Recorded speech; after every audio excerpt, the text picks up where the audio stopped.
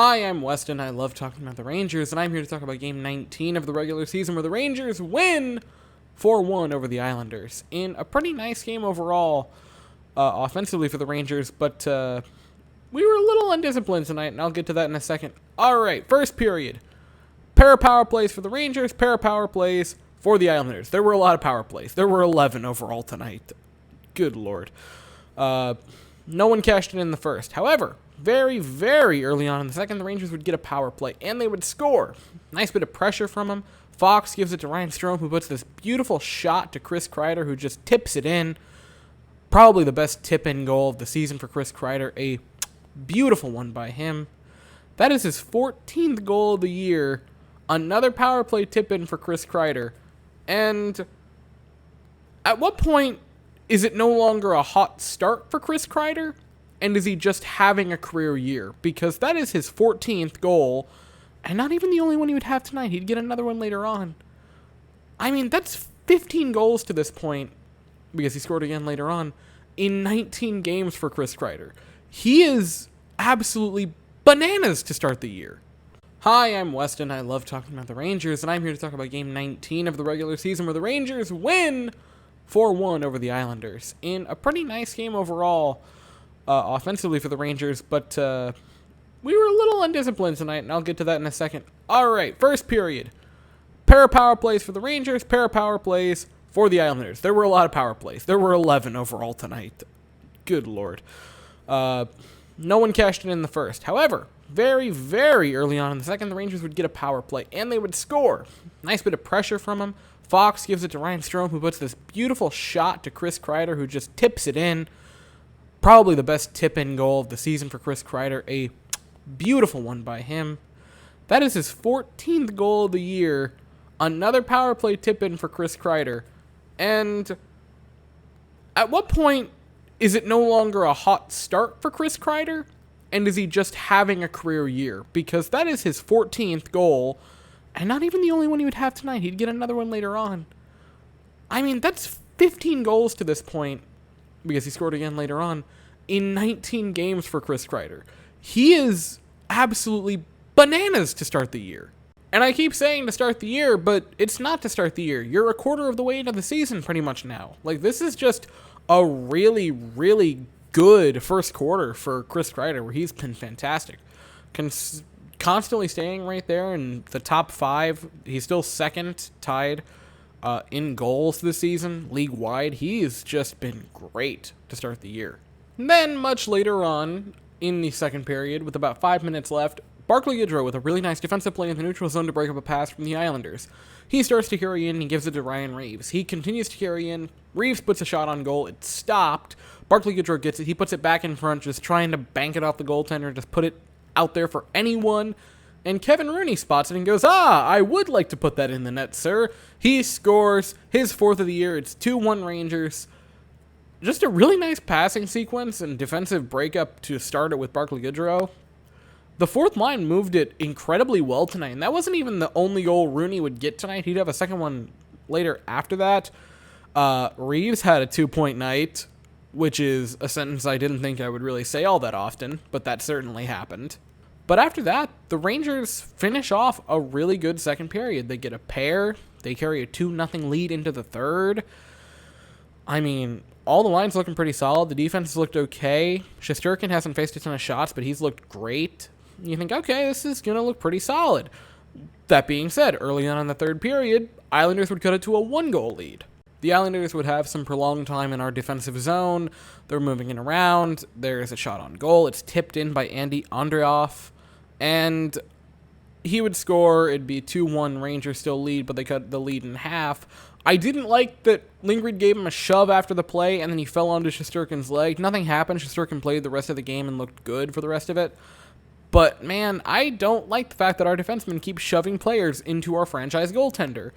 And it was bad enough when Nemeth did it, but, like, Lindgren, I like you. You're a good player. Why are you doing something that's stupid? Don't do that. Don't, when the play is dead, when it's over and they've scored, don't shove them into our golden ghosts in Igor Shesterkin.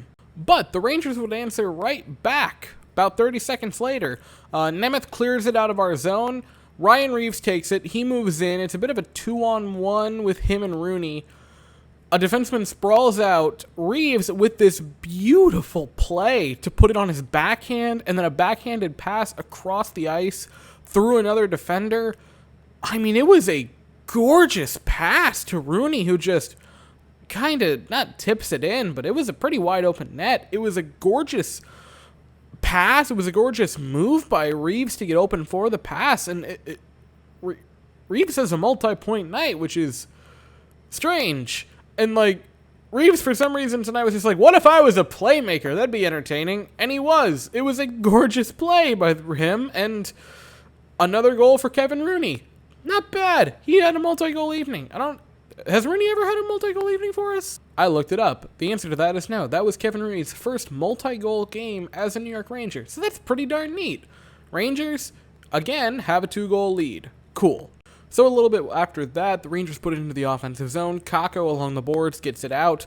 Kreider with a insane pass behind him through his legs. It was just silly over to Mika Zibanejad.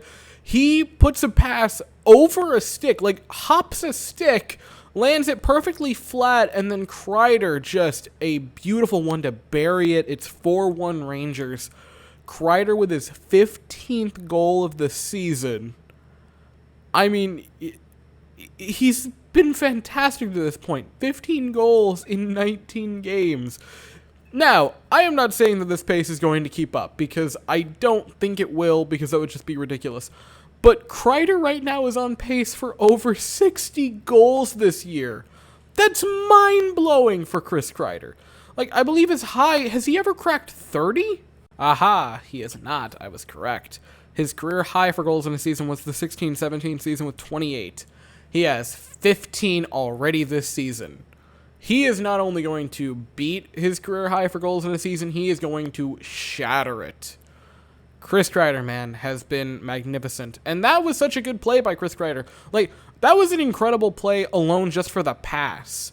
Like, if Mika marches down there and then scores, that's a great play by Kreider to set it up. But the fact that Kreider did that and then also had the wherewithal to make a beeline immediately after that to turn around and go for the net to then score the goal is even more insane to me. Rangers lead 4-1. Now, while that was it for the scoring of the evening, that was not anywhere near the end of the actual game, because there were 3 fights from that point on. The first one was Adam Fox roughing up Jean-Gabriel Pageau, which Adam Fox is not... I don't believe he's ever really been in a fight before. And I mean, he did pretty well. I mean, Gabriel Pageau just kind of stood there like a dead fish, but, you know, still. It started because of this weird hit on Ryan Lindgren. I don't know that it should have been a penalty, because I don't think it was technically dirty, but it certainly had the desired effect of Lindgren kind of being jarred by it. He wasn't injured. He would stay in the game. Fox didn't like it whatsoever, which, you know, Fox and Lindgren, very good friends, so I kind of get why that would happen. They get into it. Later on, nearly towards the end of the game, with under 2 minutes left, Gabriel Pageau again is in a fight with Alexis Lafreniere, which is very confusing. The first fight of his career for Alexis Lafreniere, and he clocks him. He beat him pretty bad, which was very shocking to me, because Alexis Lafreniere is not a fighter whatsoever. He's been moved down a few lines, so, I mean, you think he's trying to find anything to get his game back? Hopefully that does it. Alexis Lafreniere has not really been the first overall pick we were hoping for. I don't think he's been as bad as some people want to say he has. I don't think he's a bust yet. I still have a lot of hope for him, and hopefully he can even bounce back this season. But that was very interesting to see him, of all players, fight. And then the third one was this really, really strange one with Oliver Wahlstrom and Dryden Hunt, where Dryden Hunt roughs him up. They, you know, shove back and forth, and then Wahlstrom starts fighting him, but then another person is, like, holding him back in, like, this weird, like, grippy thing with the jersey where he can't really get up and fight. He didn't get a penalty. I forget who else was involved with that on the Islanders. I thought it was very strange. I thought there should have been more than just the one, but c'est la vie, there was, like, 15 seconds left anyway. Who gives? The Rangers would win 4-1 for the evening. A great game by the Rangers overall. only allowed 21 shots on goal, which is pretty solid. Shesterkin, right? You know, a 20 save game isn't anything insane, but when you only allow 1 goal, that's pretty darn good.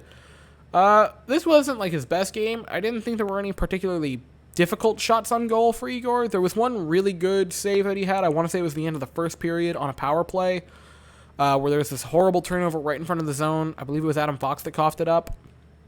And Shesterkin, I'm not even sure if he made the save, like if he blocked it, or if his positioning was just so good they couldn't get a shot off in the time they had. But it was a nice play by Shesterkin regardless. His positioning is a big thing that people talk about it, but I think it's to an extent underappreciated because sometimes shots aren't even shot at him just because of how good his positioning are. And they're like, no, I'm not going to waste a shot here. And I noticed that tonight with Igor Shesterkin in the first period. The defense looked okay. I didn't think there was any horrific flaws in it aside from that one terrible Fox cough up. We held their power play in very much check. 0 for 6 tonight for the Islanders on the power play. That kind of leads me to our team, which was we were a lot a bit undisciplined. Now, this was a very rough game. I thought there could have been a lot more penalties on the Islanders, and I think there probably could have been a few more penalties on the Rangers. I thought the officiating was kind of bad overall, if I'm being honest with you guys.